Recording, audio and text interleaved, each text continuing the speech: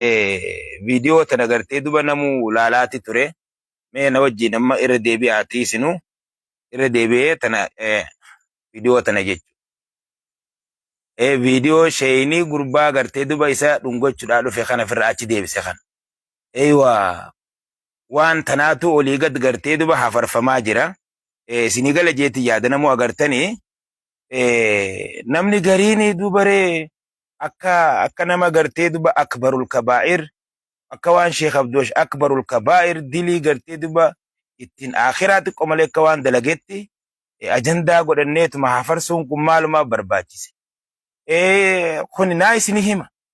Haya masalan gartee mee Sheekh Abdoosh biroo osoo hin geenye شيخ آدم تولا رحمة الله عليه رحمة واسعة وقدسه الله في فسيح جنة وأسكنه الله في فسيح جناته ربي سبحانه وتعالى فردوس الأعلى أولا نبي خينيان وهاقب سيسو شيخ آدم تولا وممتي نيكا كرفتا نامني تكاس إسالون قوتشو تولنجو شيخ آدم تولا رحمة الله عليه ويتا محاضرة غرتي دوبا داينو يوخا بيا غرتي دوبا إسان بين يونيف دايني اتهمنا يجولا يوخا غرتي دوبا نمني ساقو بانكبو aboo shayni ni qirqirfatee fardin nama dhorkin hoggaa namni gartee dubatti dhufe kana jaa shayni kana je dida jalaa dida akkuma amma Sheekh Abdoosh dida kanatti dida jechuudha.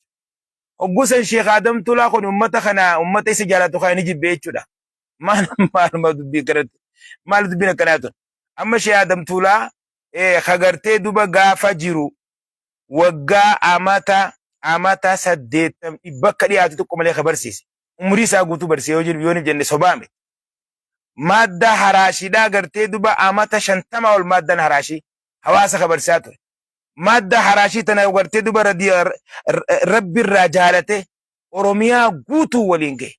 Akkuma jiruu isaatti irraa jaalatetti rabbiin du'a isaatti illee irraa jaalate sunnaa isaa tana kunoo madda haraashii madda qotee bulaa hawaasni dalagataan biyyaa qara'uu qaba je'ee bakka cuufaa rabbiin sunnaa tana lafa qabsiiseef.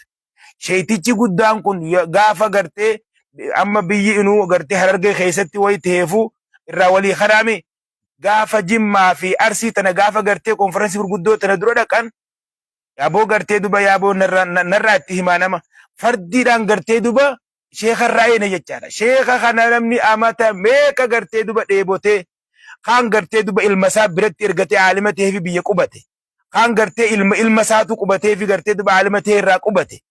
Ulamaa'in gartee duba biyyi teenyituun guutuun naannoo Oromiyaatuun bakki isa hin beekne hin jirtu. Gaafa inni Arsii dhaqe asii gaafa inni Jimma dhaqe boohinsa arkuma ijaan isaan harkanittu gaafa inni dhungadhe jee gartee duba jaarsi akkatti isa fedhu kun dhufe sheeni dhungoo san hin fedhu. Ni qirqirfata sheeni. Akkana jee jiraatitti akkana jee. Yaa buleessoo sheeni ni qirqirfataa bara akkanumatti isinii guuttata jaalala. Akkanumatti gartee duba isin dubbisutti isinii guuttata. Dhungoota nani qirqirfataa jennee ditti. Wakadhalika Sheekh Abdoosh Aliyyi. Sheekh Abdoosh Aliyyiitis nama qirqirfatu. Nuti saahiboonni isaatu nutuu takkaan dhugan. Ijoolleen isaatillee gartee wakada. Nama qirqirfatu kam jetta haya uumama.